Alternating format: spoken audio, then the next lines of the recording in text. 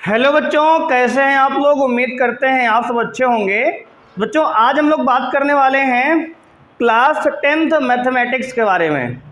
तो आज बच्चों हमारा नया चैप्टर स्टार्ट हो रहा है, चैप्टर नंबर 4 है। तो आइए स्टार्ट करते हैं बिना किसी देरी के चैप्टर नंबर 4, जिसका नाम है हमारा क्वाड्रेटिक इक्वेशन। तो बच्चों आज हम लोग बात करेंगे क्वाड्रेटिक इक्वेशन के बारे में। तो लगा लीजिए heading quadratic equation. Quadratic equation यानी कि बच्चों द्विघात समीकरण, क्वाड्रेटिक इक्वेशन। तो आपको ध्यान देना है, सबसे पहले बात करेंगे क्वाड्रेटिक इक्वेशन की डेफिनेशन क्या होती है। तो लिखेंगे an equation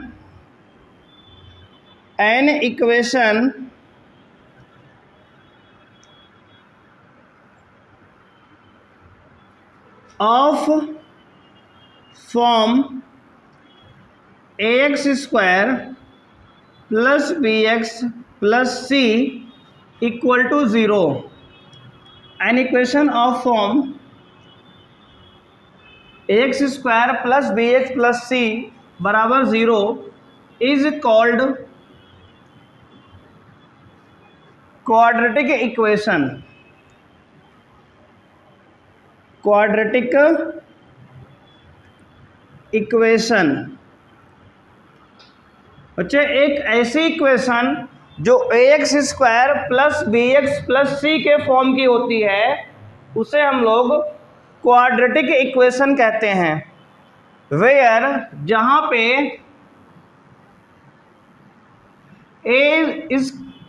a does not equal to 0, जहां पे क्या होगा एक्स स्क्वायर का कोफिशिएंट 0 के बराबर नहीं होगा। इसका रीजन समझाते हैं ऐसा क्यों है।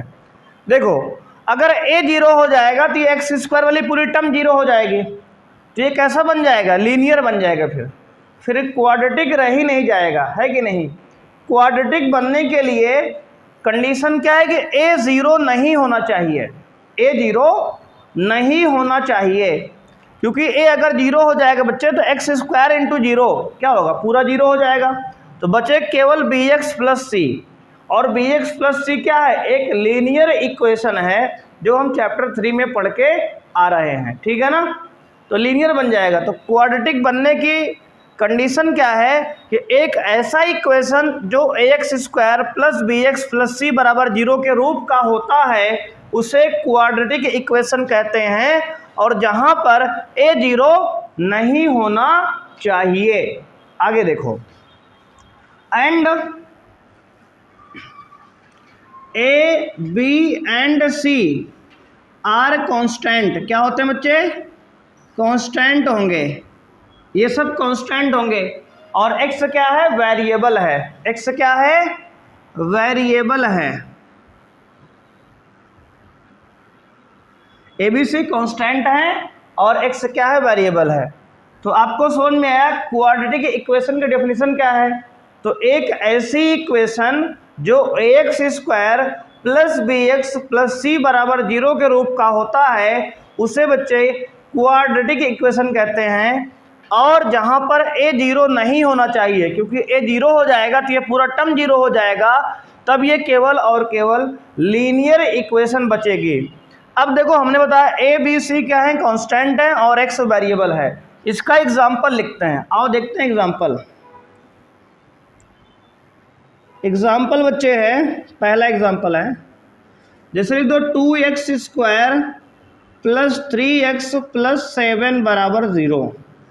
अब देखो बच्चे, ये एक क्या है, क्वाड्रेटिक इक्वेशन है। 2x square plus 3x plus 7, अगर आपसे पूछे इसमें a की वैल्यू क्या है तो क्या बताओगे, 2। a की जगह क्या आया है, 2 आया है। b की वैल्यू क्या है, 3, तो b की जगह क्या आया है, 3। c की वैल्यू क्या है, 7, ठीक है ना। ये एक क्वाड्रेटिक इक्वेशन है, ठीक है। अब देखो ये दूसरा देखो, 2x स्क्वायर प्लस 4। अब बताओ ये क्वाड्रेटिक है कि नहीं है, क्वाड्रेटिक है ना, क्योंकि कंडीशन क्या कही गई, ए जीरो ना हो ना, बी तो जीरो हो सकता है ना।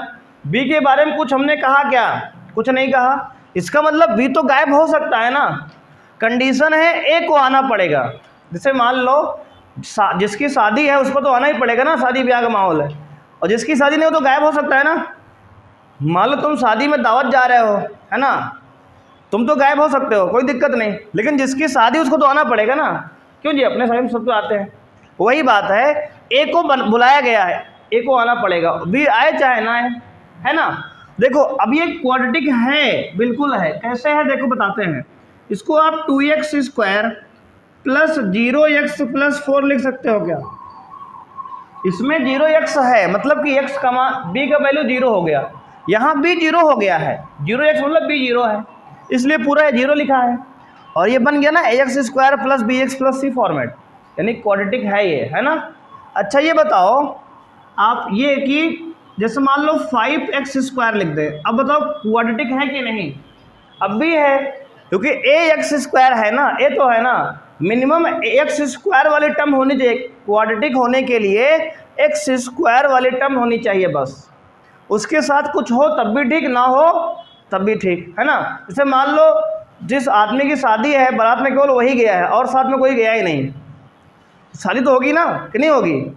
अरे भाई जिसका होना जरूरी है तो है ही है, और दूसरा कोई हो चाहे ना हो, है ना, समझ लो कि नहीं। ए का जाना कंपलसरी है बस, मतलब ए का होना कंपलसरी यहाँ पे है, ए है, अगर कोई आए चाहे ना आए, है ना, आए तो ठीक है, ना आए तो भीड़ कम होगी, है कि नहीं, बच जाएगा सब कुछ। तो ये है क्वाड्रेटिक, समझ रहे हो ना कैसे है। देखो एग्जांपल दिखाते हैं, देखो इसको 5x² प्लस 0x प्लस 0 लिख सकते हैं। देखो ये लिखा है सब कुछ, यहाँ p भी 0 है, c भी 0 है, समझ रहे हो कि नहीं। यहाँ b भी 0 है, c भी 0 है, दोनों 0 हो गया। हमने तो केवल यही कहा ना कि a 0 ना हो ना, और सब तो 0 हो सकता है।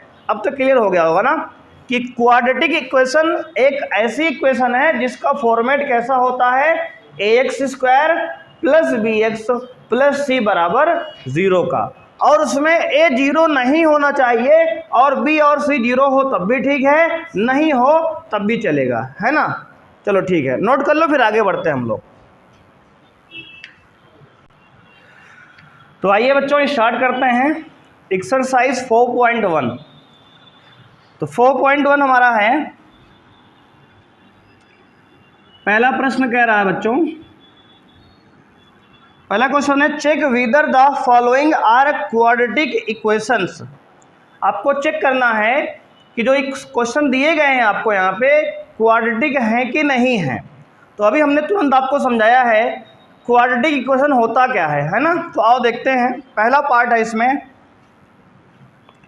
फर्स्ट पार्ट बच्चों x प्लस 1 का whole square equal to 2 times x minus 3। इसको यार पहले सॉल्व करना पड़ेगा आपको, ठीक है ना। इसको क्या करना पड़ेगा, सॉल्व करना पड़ेगा। उसके बाद आपको अगर ax² plus bx plus c वाली फॉर्मेट बनेगी तो क्वाड्रेटिक है, अदरवाइज नहीं है। तो क्या बताओगे, देखो a प्लस बी का होल स्क्वायर का फॉर्मूला लगाओ। पहले क्या होता है, a² plus b² plus 2 into a into b equal to, देखो 2 का x में 2x माइनस 2 का 3 में 6, है ना।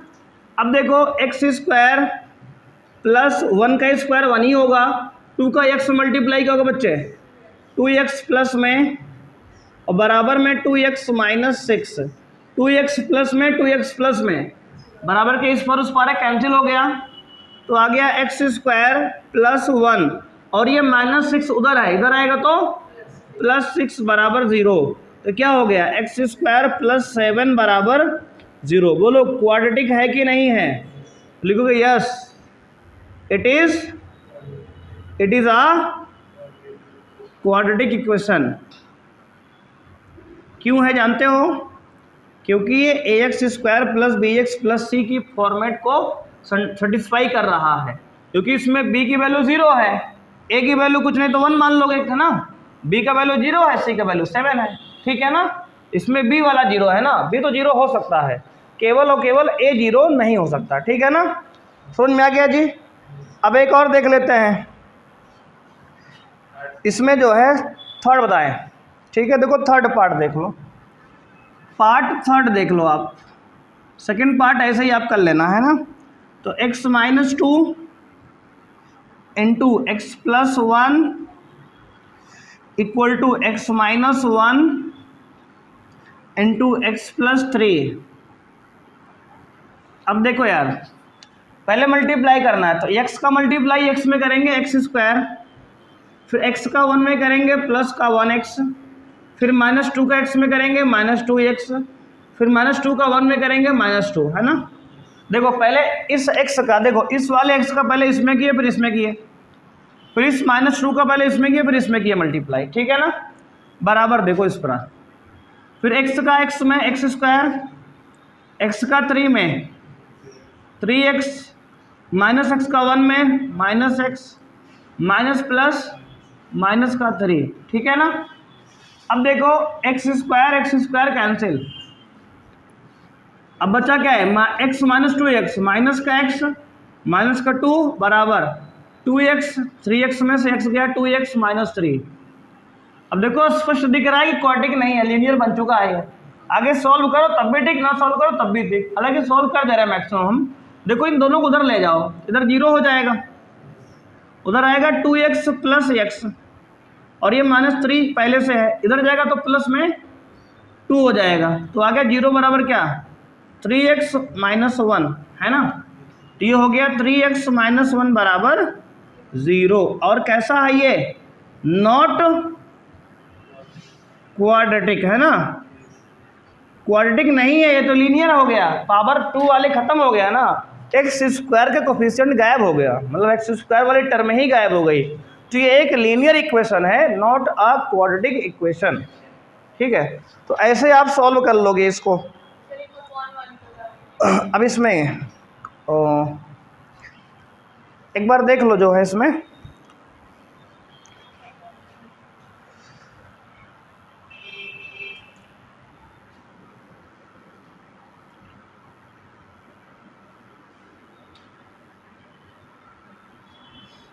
नोट कर लिए जिसको, हो गया पता ना इसमें पार्ट 1 में और कुछ, क्यों जी पार्ट 1 में कुछ बताना है, लास्ट वाला लाओ दो के साथ बता देते हैं। देखो लास्ट वाला देख लो जी, क्वेश्चन नंबर 8, फर्स्ट का 8 पार्ट है, फर्स्ट का पार्ट 8, ध्यान देना है। X cube minus 4x square minus x plus 1 बराबर में क्या दिया है, x माइनस 2 का होल क्यूब। देखो जी फॉर्मूला देखते हैं पहले, a माइनस बी का होल क्यूब का फॉर्मूला क्या होता है। तो आप जानते हो a माइनस बी का होल क्यूब का फॉर्मूला क्या होता है जी, तो कहोगे a cube minus b cube minus 3a square b plus 3ab square, ये होता है ना, ये होता है a माइनस बी का होल क्यूब का फॉर्मूला। अब इस फॉर्मूले से ये खुलेगा, इसको तो इधर रहने दो ऐसे ही, x cube minus 4x square minus x plus 1 बराबर, ये फॉर्मूला ये लिखा हुआ है a क्यूब यानी कि x का क्यूब माइनस बी क्यूब यानी कि 2 का क्यूब माइनस 3a स्क्वायर यानी x का स्क्वायर इंटू बी यानी कि 2, है ना, और प्लस 3a और b का स्क्वायर। तो क्या होगा, एक्स क्यूब से एक्स क्यूब ये cancel, minus 4x square minus x plus 1 बराबर माइनस 8 और ये माइनस 3 टू जा 6x स्क्वायर और प्लस में 2 का स्क्वायर 4, 4 3 जा 12x, केवल स्क्वायर नहीं लगा उस पर ना। अब देखो ध्यान से, इन सबको उधर ले जाओ, ये सबको इधर लाओ, बात वही है ना, कटेगा तो है नहीं, अभी कुछ बराबर तो कुछ है नहीं, तो ऐसा करो सबको इधर लाओ फिर, देखो -4x² -x+1 इधर सब कुछ है ना, उन सबको इधर लाएंगे तो प्लस, देखो -8 है ना, इधर आएगा तो +8, उधर -6x² है, इधर आएगा तो +6x² और -12x बराबर पूरा 0। 6x² में से 4x² घटा दो, 2x² प्लस का माइनस का 12x माइनस का 1x माइनस का 13x प्लस का 8 प्लस का 1 प्लस का 9 बराबर 0। और ये क्वाड्रेटिक है कि नहीं, तो यस है ना, ये क्वाड्रेटिक है। ठीक हो गया, नोट कर लो जी ऐसे।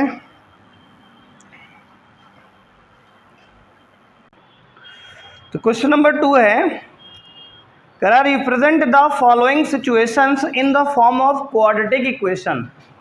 आपको क्या करना है, क्वाड्रेटिक इक्वेशन बना के छोड़ देना है, सॉल्व नहीं करना, ठीक है ना। केवल और केवल आपको क्वाड्रेटिक इक्वेशन बनानी है। ध्यान देखिए, सेकंड का फर्स्ट पार्ट है आपका,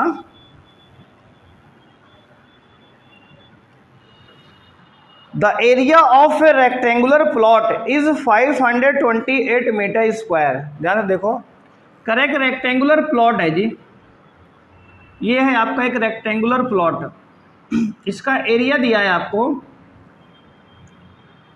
528 मीटर स्क्वायर, और उसने कहा the length of the plot is 1 more than twice of its breath. यानी कि जो इसका लेंथ है इसके ब्रीथ से 2 टाइम्स से 1 ज़्यादा है।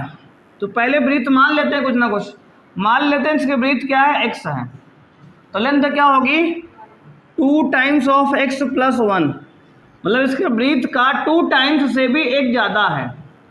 तो ब्रीथ को मान लिए पहले x, तो लेंथ क्या होगी 2x प्लस 1। देखो उसने कहा the length of the plot is 1 more than twice of breath, तो ब्रीथ का ट्वाइस 2x, उसमें भी 1 ज़्यादा कर दो, 1 मोर कर दो, मतलब 1 बढ़ा दो, तो ये हो जाएगी लेंथ 2x प्लस 1, ब्रीथ आ गई x।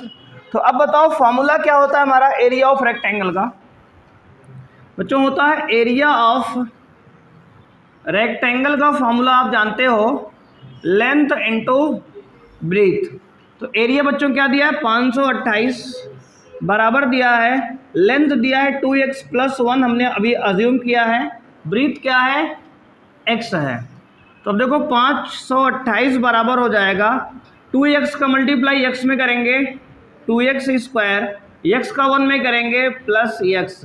बच्चों 528 को उधर भेजेंगे क्या होगा 2x² प्लस x माइनस 528 है ना, इधर हो जाएगा 0, ये 528 उधर गया तो माइनस में हो गया, तो इक्वेशन बन गई हमारी 2x² प्लस x माइनस 528 बराबर 0। इधर लिखो चाहे इधर लिखो, बात वही है। तो ये आपका बच्चों आंसर आ गया, ठीक है ना, तो ये आपका आंसर है। तो यहाँ थोड़ा सा लिख लेना कि let the breath of rectangle B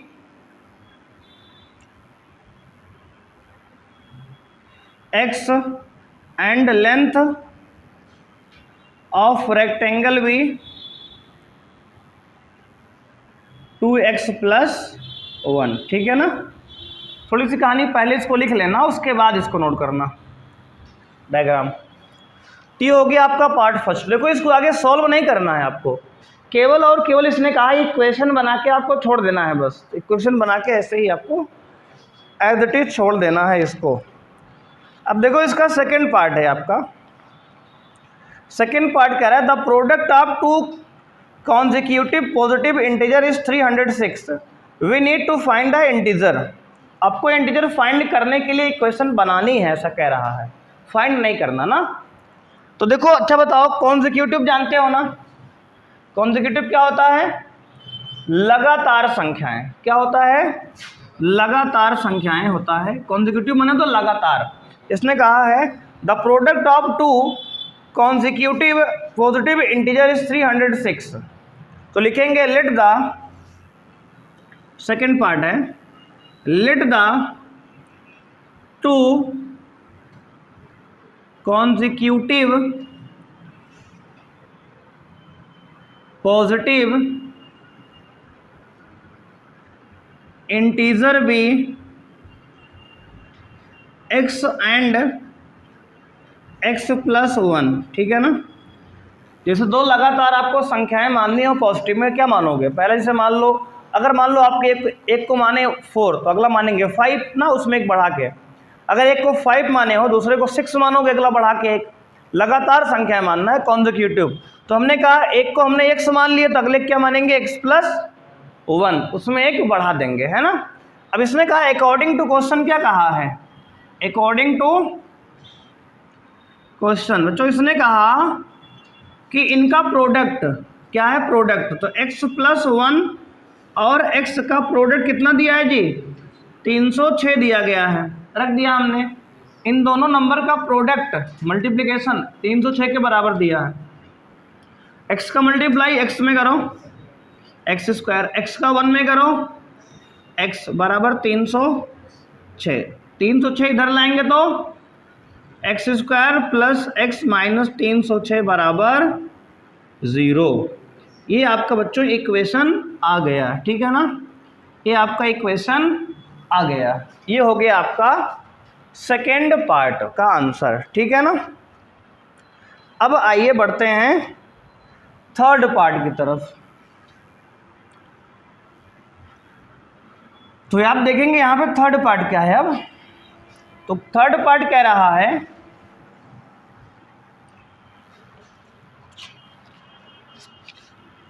Rohan's mother is 26 year older than him. Rohan's mother is 26 year older than him. The product of their ages in 3 years from now will be 360। We would like to find the Rohan's present age. देखो जी, कह रहा है कि रोहन की जो mummy है रोहन से 26 साल बड़ी हैं, मतलब 26 ईयर क्या है? ओल्ड है। तो सबसे पहले क्या मानोगे? रोहन और उसकी मम्मी की प्रेजेंट एज मान लेते हैं। इस तरह के सवाल में देखो, एज का सवाल क्वेश्चन कहीं भी आपके पास आएगा, सबसे पहले जितने भी कैरेक्टर होंगे उसमें, समझ रहे हो कि नहीं? रोहन है यहाँ पे और क्या है? रोहन की मम्मी है, तो दोनों की एज मानोगे, वो भी प्रेजेंट वाली मानोगे। तो सबसे पहले क्या मानोगे? थर्ड पार्ट में let the present age of Rohan be x years and present age of his mother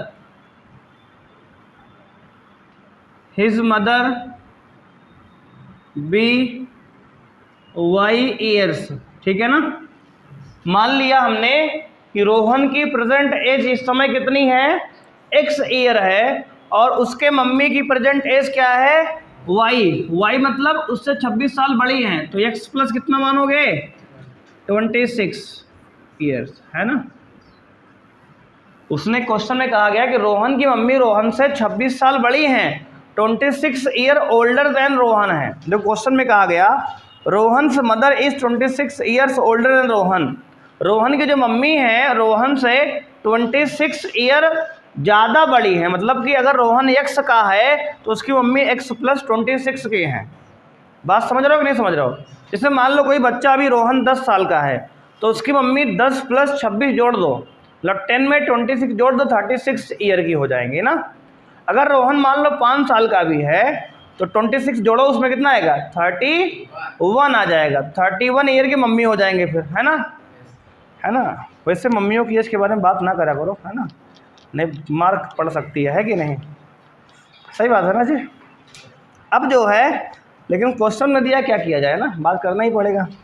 अब कह रहा है कि the product of their age from 3 year now, अब से 3 साल बाद, 3 ईयर्स नाउ मतलब क्या होता है, अब से 3 साल बाद। तो लिखेंगे 3 ईयर्स नाउ, 3 ईयर्स लेटर लिख दे क्या, नाउ माने लेटर बाद में, वही बात वही हुई ना, तो ज़्यादा फीलिंग आएगी। 3 साल बाद रोहन की एज क्या होगी, तो कहोगे रोहन से एज होगी, अगर अभी रोहन x का है 3 साल बाद क्या होगा, x + 3 का हो जाएगा। बोलो क्लियर है। अगर अभी रोहन x का है तो 3 साल बाद 3 साल और ऐड कर देंगे उसमें। मदर से एज क्या होगी, मम्मी जी की एज बोलो जी, तो x + 26 तो अभी ही है और +3 और ऐड करोगे तो x + 26 और +3 तो हो जाएगा x + 29, 26 + 3 29 है ना, ईयर्स हो जाएगा। अब देखो इसके बाद, अब अकॉर्डिंग टू क्वेश्चन क्या कह रहा है, अकॉर्डिंग टू क्वेश्चन, अब क्वेश्चन में कहा गया है, ध्यान से अब समझना बात को, क्वेश्चन यहां से समझो। The product of their age, उनके एज का प्रोडक्ट अभी नहीं 3 साल बाद, 3 years from now will be 360, मतलब ये 3 ईयर्स बाद जो है, ये जब एज x + 3 और x + 29 हो जाएगी तब इनका प्रोडक्ट 360 हो जाएगा, ऐसा क्वेश्चन में कहा गया है ना। मतलब product of their age from 3 years now, अब से 3 साल बाद, ये एज है ना 3 साल बाद की, इनका प्रोडक्ट कह रहा है 360 है, तो कोई दिक्कत नहीं, कर देते हैं। तो x + 3 और x + 29 इसका प्रोडक्ट कितना दिया है जी, 360 है ना, 360 है। तो क्या हो जाएगा, x का मल्टीप्लाई x में करेंगे x², x का 29 में करेंगे 29x, उसके बाद x का 3 में करेंगे 3x, फिर x का करेंगे 29 में, कितना होगा 57 ना, 3 9 27 का 7 कैरी 2, 3 2 जा 6 और 2 8 87 इक्वल टू कितना होगा 360, हो गया ना। अब देखो x² + 29 और 3 ऐड करो 32x और प्लस में 87 और माइनस में 360 बराबर 0। अब 360 में से 87 सब्ट्रैक्ट करो, देखो 360 में से 87 सब्ट्रैक्ट करो क्या आएगा, 10 कैरी लोगे, 10 में से 7 घटाओगे 3, 5 में से 8 घटेगा नहीं, कैरी लोगे 15 में से 8 गया 7 और 2 माइनस में आएगा लेकिन ना 273, तो आएगा answer x² + 32x - 273 equal to 0। ये हो गया आपका क्वाड्रेटिक इक्वेशन, ठीक है ना, ये हो गया क्वाड्रेटिक इक्वेशन। तो ये हमारा थर्ड पार्ट का आंसर है।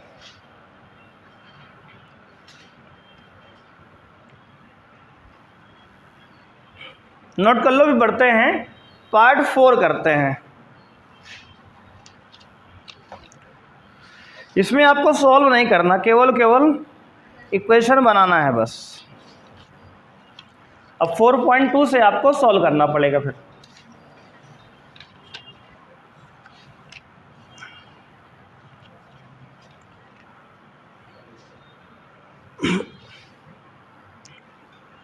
अब देखो जी, आगे बढ़ते हैं।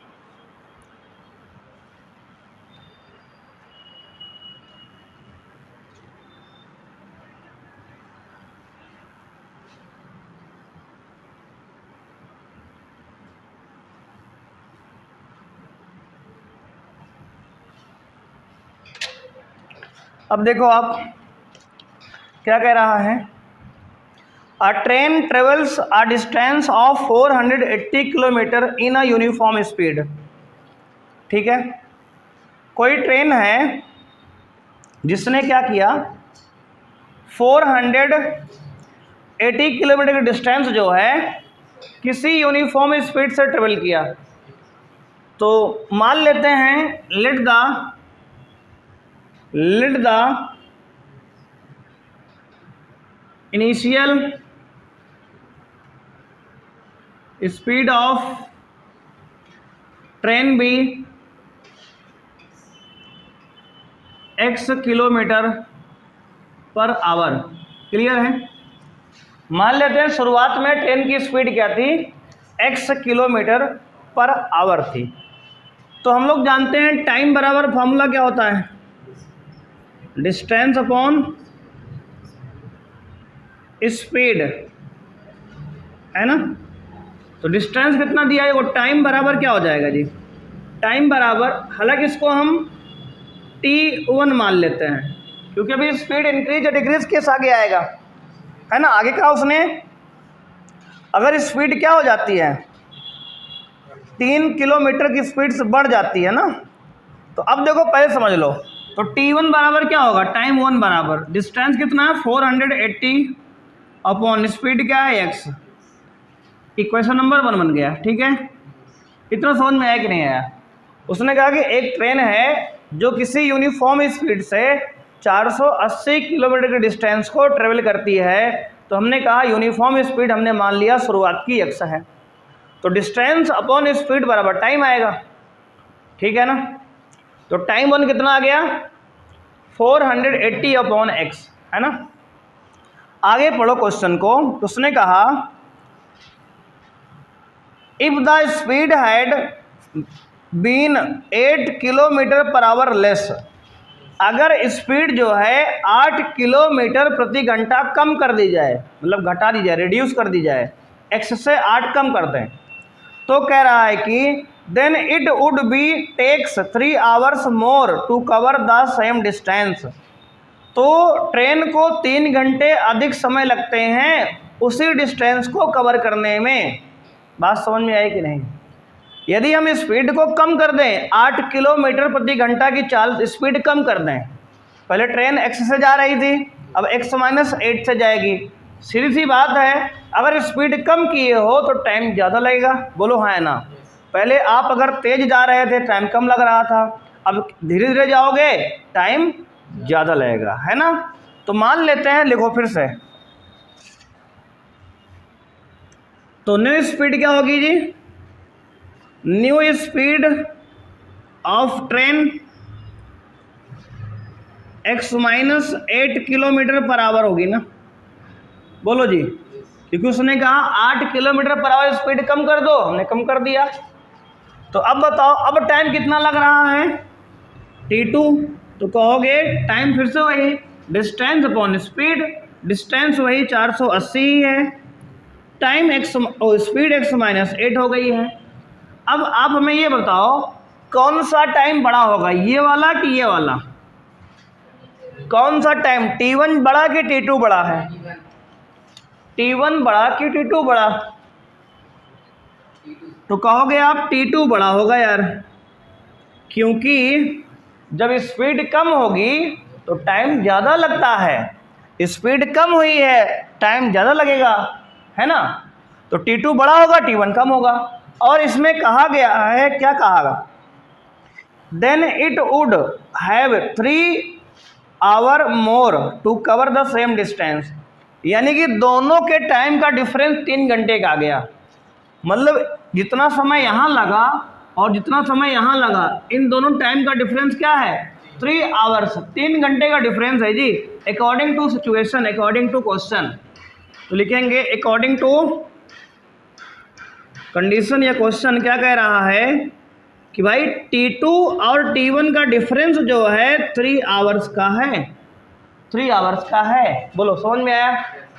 ये टाइम का डिफरेंस 3 आवर दिया है और टाइम हमने ये निकाला है पहले से। तो t2 की वैल्यू क्या है, तो कहोगे आप 480 upon x minus 8 minus 480 upon x equal to 3। समझ में आया। अब इसको सिंप्लीफाई करेंगे बस आगे हम। तो सिंप्लीफाई कैसे करेंगे, ध्यान दोगे यहाँ पे, ऊपर दोनों में 480 कॉमन है, 480 कॉमन लेंगे तो अंदर बचेगा यहाँ से 1/x माइनस 8 और माइनस बचेगा 1/x और इक्वल टू कितना बचेगा 3। अब देखो 480 को नीचे भेज दो, तो देखो इधर क्या करो, ये हो गया 3/480 नीचे आ गया इधर, है ना। काट दो 3 से काटो, 3 एकम 3, 3 6 18, 160 आ गया। इधर देखो x इंटू एक्स प्लस 8 ले लो, -8 एलसीएम क्या लोगे, इसमें x -8, यहाँ से x एलसीएम आ गया। इसका मल्टीप्लाई यहाँ होगा तो x आएगा, माइनस इसका यहाँ होगा तो -x प्लस 8 हो जाएगा, क्योंकि माइनस से मल्टीप्लाई भी तो होगा। तो x से x क्या होगा, कैंसिल। बात समझ में आई कि नहीं। तो आ गया ऊपर 8 अपॉन, अंदर मल्टीप्लाई कर दो, x का मल्टीप्लाई x में x² माइनस x का 8 में 8x इक्वल टू 1/1/160, है ना।